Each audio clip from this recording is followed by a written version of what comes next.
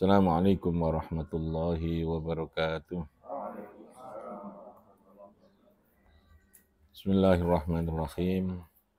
Rabbi shrah li sadri wa yassir li amri wa hlul 'uqdatam min lisani yafqahu qawli. Subhanaka la ilma lana illa ma 'allamtana innaka antal alimul hakim.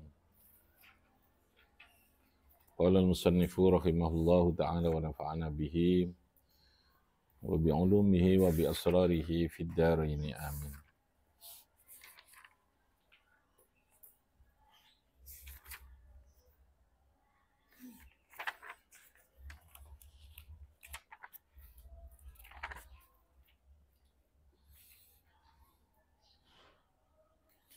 Bayanu tafsili ma yanbaghi ay yahdura fil qalbi inda kulli ruknin wa syartin min amalis salati.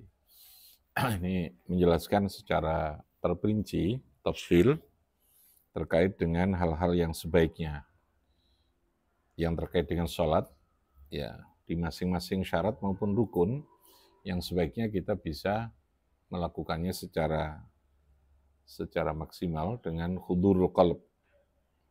Ayyakhdura fil qalbi inda kulli ruknin wa syartin min amalis sholati, saking piro-piro amal perbuatan sholat.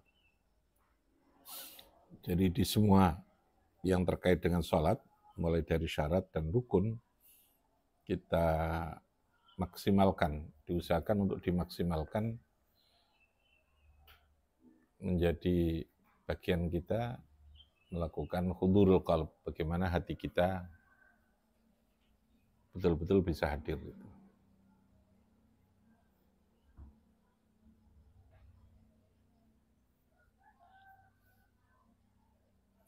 Idza sami'ta nalikane mendengarkan sapa sira. Idza sami'ta nalikane mendengarkan sapa sira nida al muadzini ing panggilannya orang yang azan.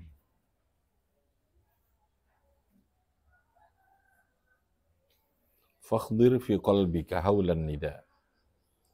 Fakhdir maka menghadirkan kamu fi qalbika ing dalem.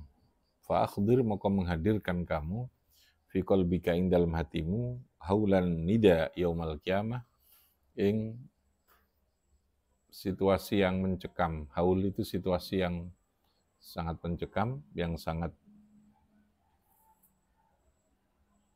krodit ya, sangat mencekam, hiruk pikuknya, mencekamnya, nida yaumal qiyamah, panggilan Allah pada hari kiamat nanti.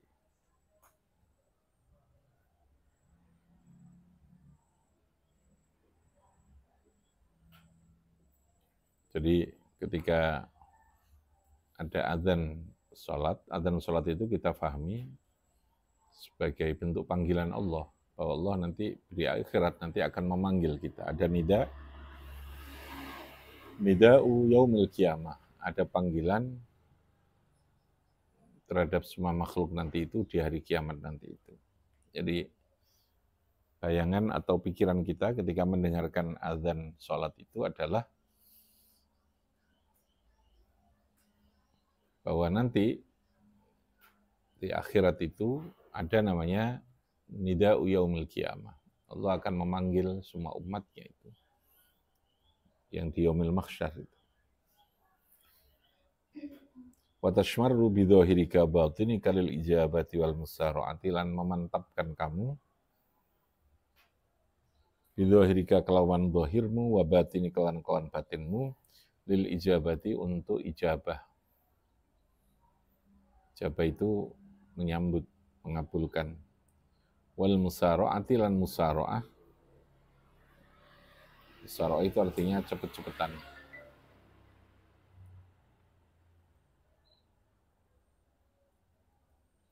Mensegerakan ya. Fa'innal musara'ata, karena sesungguhnya musari'ina, fa'innal musari'ina ila hadhan nida'i hum alladzina yunatawna bil lutfi yaumal arabil akbar.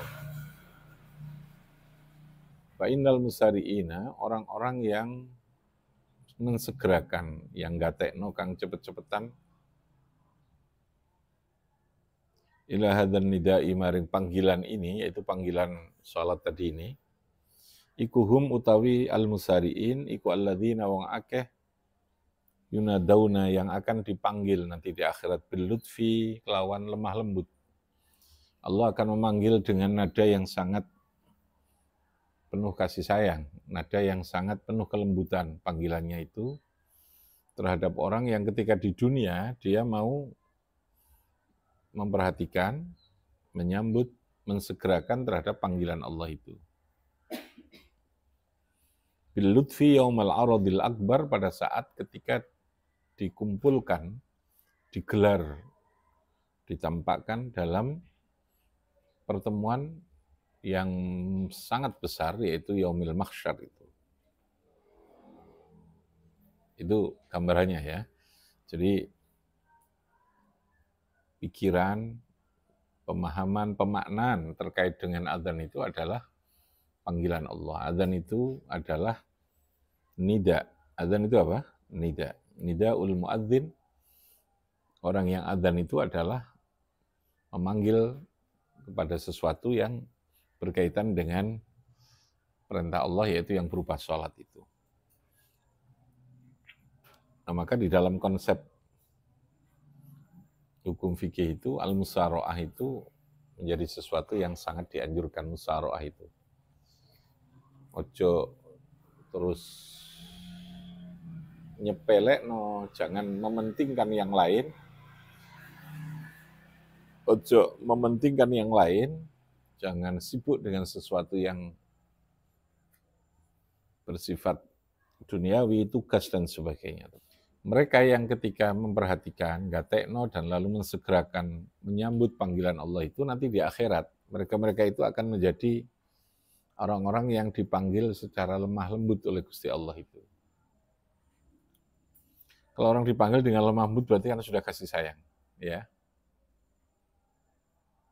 Manggilnya dengan penuh kasih sayang, dengan kalimat yang baik, nada, intonasi, pilihan kalimat gitu ya. Tapi kalau manggil dengan kalimat yang keras, yang marah, itu berarti kan sesuatu yang akan berbahaya kan, itu sesuatu yang akan menjadikan sengsara gitu ya. Diceluk dengan nada yang ini. Nah, musyaro'ah istilahnya itu ya.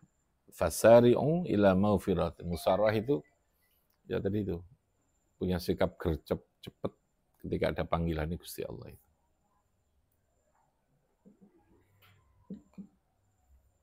Mungkin ini yang harus kita tradisikan ya. Di sini kalau ada sholat zuhur itu harus segera, zuhur itu ya, kamu di sini ya. Itu segera semuanya menuju ke masjid. Tinggalkan semua ke mana? Ke musola.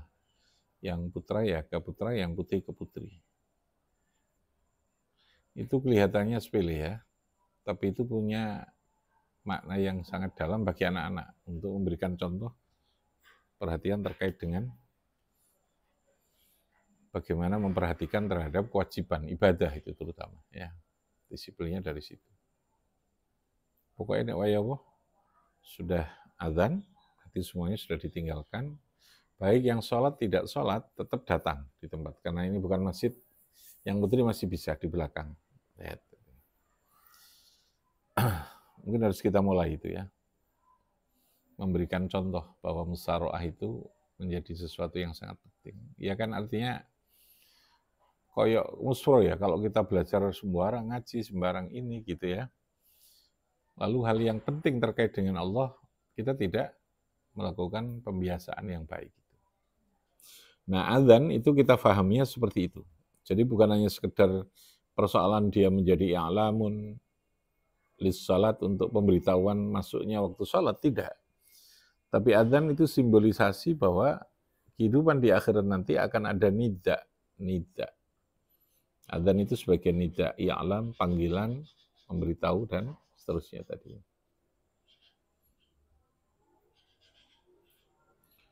Wa ammat taharatu, sekarang masuk kedua. Jadi kan dimulai dengan adzan ya. Adzan kita pahaminya sebagai nida yaumil qiyamah. Wa amma taharah fa idza ataita biha fi makanika wa huwa dharafuka al-ab'ad summa fi siyabika wa hiya ghilafuka al-aqrab summa fi basyaratika wa huwa qasruka al-adna fala tawfal an lubbika alladhi huwa dhatuka wa huwa qalbuka. Oke, setelah adzan kita segera melakukan segala hal yang harus kita lakukan sebagai syarat sholat, toharoh. Maka kita mengkonsep ada namanya intidharus sholat ya. Intidhar itu adalah untuk membangun sebuah kesadaran tentang betapa pentingnya sholat itu. Nah setelah itu lalu kemudian toharoh. Fa idza ataita biha fi makanika wa huwa dzarfukal abad summa fi thiyabika wa hiya ghilafukal aqrab. Pakaiannya harus suci, tempatnya harus dalam keadaan suci. Summa fi basyaratika, kemudian yang dalam kulitmu kita sucikan. Wa huwa qasrukal adna, itu adalah penutup ya. Kulitmu yang kamu sucikan itu adalah qasruka al adna. Adalah tempatmu yang paling dekat. Tempatmu yang paling apa? Dekat. Yang berupa kulit ini. Fala taf'al an lub, fala taufal, ojo melupakan siro an lubbika. Jadi begini, saking hatimu alladzi huwa dzatuka wa huwa qalbuka. Jadi ketika proses sholat itu diawali, syaratnya adalah kita harus dalam keadaan suci. Suci tempatnya, suci badannya, suci pakaiannya. Ini kan ada lapisan gitu ya. Kalau dalam bahasa kitab ini tadi, yang kita baca itu, tempatmu itu adalah tempat yang menjadi tempatmu yang agak terpisah dengan badanmu, bangunan, ya, sholat. Lalu yang harus kamu sucikan juga pakaianmu. Pakaianmu ini sudah agak menempel, dekat. Lalu kamu harus bersuci dengan melakukan wudhu. Wudhu ini kamu membasuh kulitmu. Kulitmu itu adalah bagian yang sudah dekat di dalam diri kamu, disucikan juga. Lalu yang disucikan adalah, jangan lupa hatimu, itu ya. An lubbika, dari hatimu. Jadi kalau hal yang bersifat zahir, sudah kamu persiapkan dengan cara dibersihkan, disucikan, zahiran wa batinan. Zahir itu artinya kita bersihkan dari segala najis, ya. Wa batinan juga kita niati untuk mempersiapkan diri menghadap Allah. Lalu kemudian jangan kau lupakan fala taghfal an lubbikal ladzi huwa dzatuka, hatimu juga harus dibersihkan. Karena itu adalah yang paling terdalam dalam ada dirimu. Kalau tadi kan tempat agak jauh ya, terpisah. Lalu pakaian menempel di kita. Lalu kulit lebih dalam lagi yang menutup jasad kita. Oke. Itu yang kamu harus persiapkan, disucikan. Tapi jangan lupa, kata Imam Ghazali ini, jangan kau lupakan tentang hatimu. Tidak kamu sucikan hatimu. Wa huwa qalbuka fajtahid lahu tatahhuran bitaubati wan nadmi. Kamu sucikan dengan apa hatimu? Karena hati, cara menyucikannya apa? Tatahhuran bitaubati, kamu sucikan dengan bertaubat. Wan nadmi, dan penuh dengan penyesalan. Alama farratta, atas sesuatu yang kamu lakukan bentuk kelalaian, kesembronoanmu. Tafrid itu sembrono. Wa tasmimul azmi, dan memantapkan, mengokohkan tekad. Azmi itu tekad. Alat tarki, meninggalkan segala hal yang tidak baik tadi, fil mustaqbali. Jadi di dalam sholat itu diawali dengan pertaubatan. Paham ya? Kalau tadi tempat, badan semua, karena akan menghadap Allah, harus clear, gitu ya. Kenapa sholat kita, kalau kemarin kita diajari untuk bagaimana cara khusyuk, khusyuk itu tidak bisa tiba-tiba. Dia ada kondisi-kondisi yang memungkinkan orang untuk bisa khusyuk. Paham ya? Makanya diawali tadi dengan proses pembersihan, penyucian. hal-hal yang terkait dengan kita sholat, mulai dari tempatnya, pakaiannya, lalu kemudian kita berwudu, kita bermandi kalau itu punya hadas besar gitu ya, menyucikan. Tetapi yang pokok lagi adalah qalbuka, harus dalam keadaan dibersihkan. Dengan cara apa? Bit-taubati wan nadmi. Makanya ulama itu memberikan panduan saat turunnya sholat itu disunahkan membaca syahadat. Memastikan bahwa kita dalam keadaan tidak murtad. Karena murtad itu bisa terjadi tanpa kita rasa gitu loh ya. Murtad itu kan bisa qauli, bisa fi'li, keluar dari keyakinan itu. Ya, bahwa keyakinan kita kadang ngomong hidup ini kalau ndak ini nanti kita akan bisa hancur semua gitu. Kalau kita tidak, itu sebenarnya kan sudah tidak benar secara akidah. Kalau yang jadi presiden tidak ini, maka nanti akan berbahaya masa depan ini. Kalau tidak ada ini nanti contoh ya, wah kalau kita nggak ada obat, nggak ada dokter ini kita sembuh pian nih, gitu ya. Ya dari segi kalimat mungkin itu sesuatu yang kayak biasa gitu ya. Tapi secara akidah itu akan punya masalah itu, ya.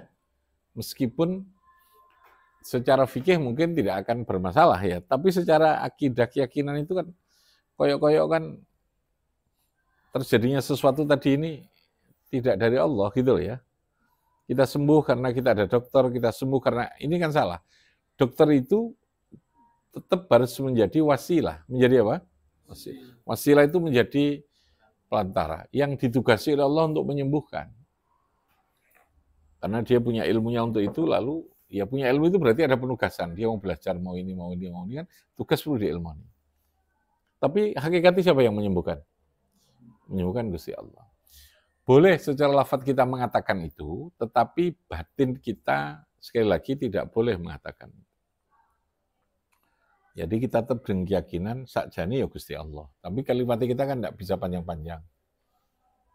Matur suwun ya Dok, sampean sudah menolong saya sehingga Allah menyembuhkan saya lantaran mulai jenengan, itu ya kan ketahuan. Kalau ngomong terima kasih sampean sudah menolong membantu saya menyembuhkan, itu lafaz atau lesan.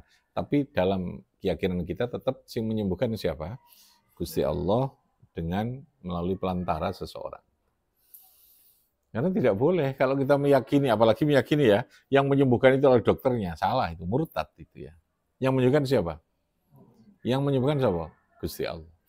Yang menjadikan kita punya ilmu bukan guru, bukan seorang dosen, bukan seorang kiai, bukan. Tetap yang berilmu itu Gusti Allah.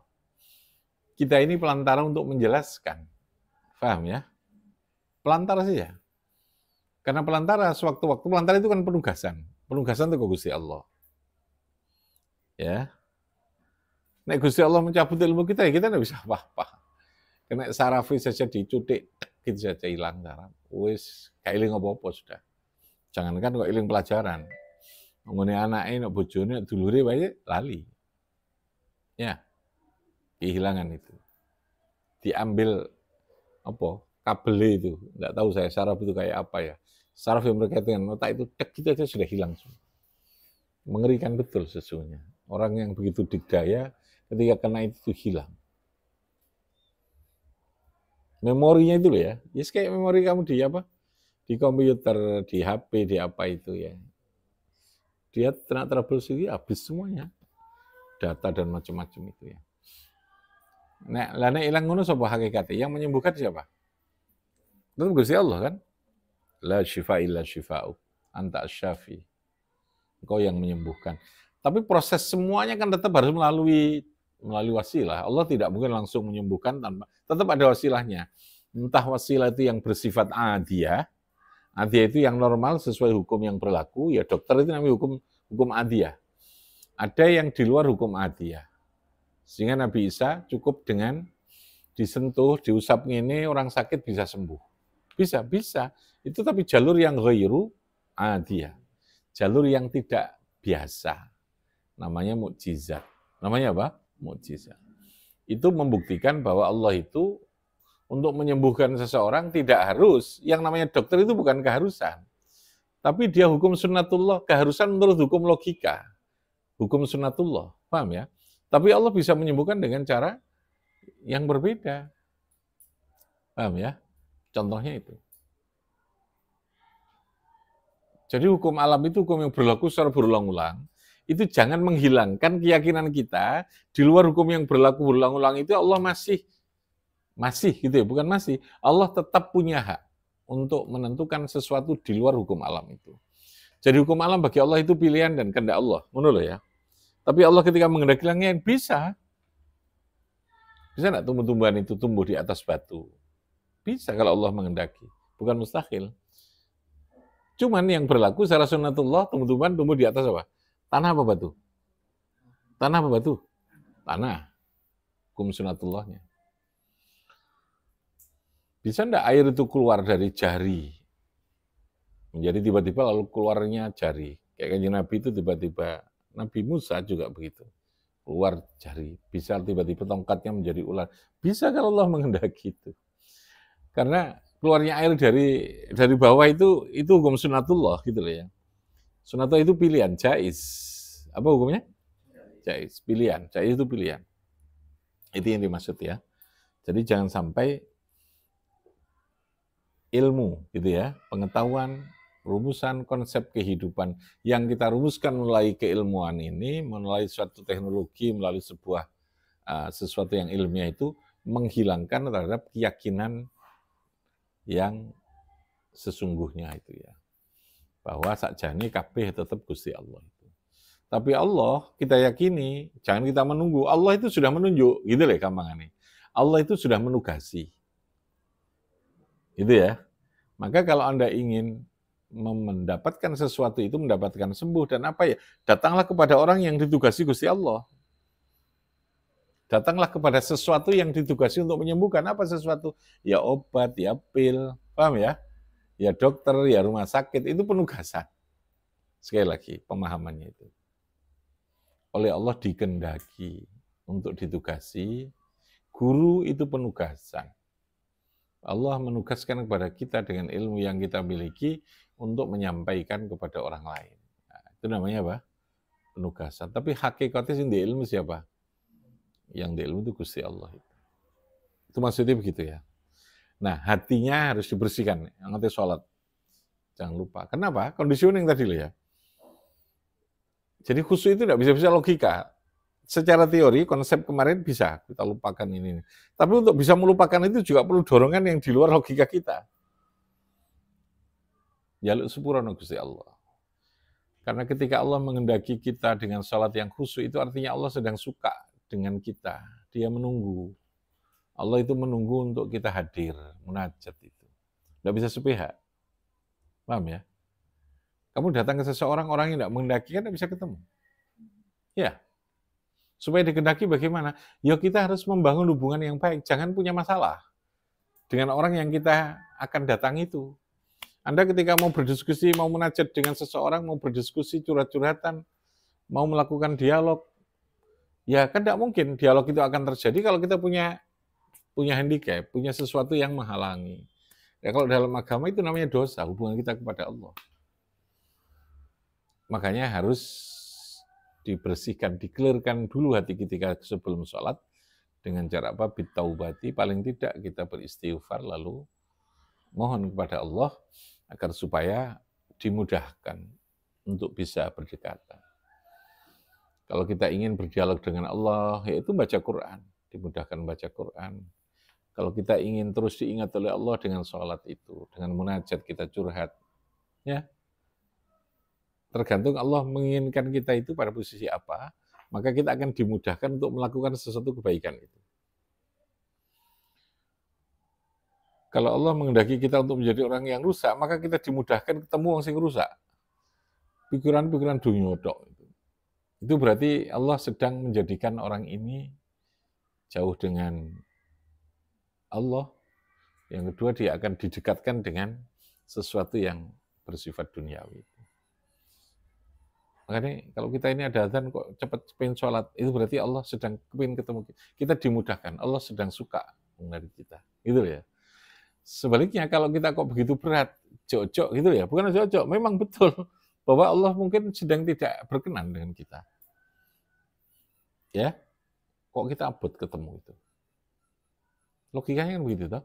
Kalau seseorang yang kita hormati, kita anu, lalu kemudian dia mencari kita atau kita menunggu kita, berarti dia senang apa enggak? Orang itu senang apa enggak? Ya pasti senang, dia menunggu kita. Tapi kalau dia enggak suka dengan kita mau ketemu, ya dia akan menghindar. Atau dia ogah-ogahan, ayo apa gitu, cepetan gitu. Sudah mulai gitu kan. Nah, sesungguhnya logikanya seperti itu. Nah, supaya iso membangun hubungan yang baik tadi, sebelum sholat, dikelirkan dulu.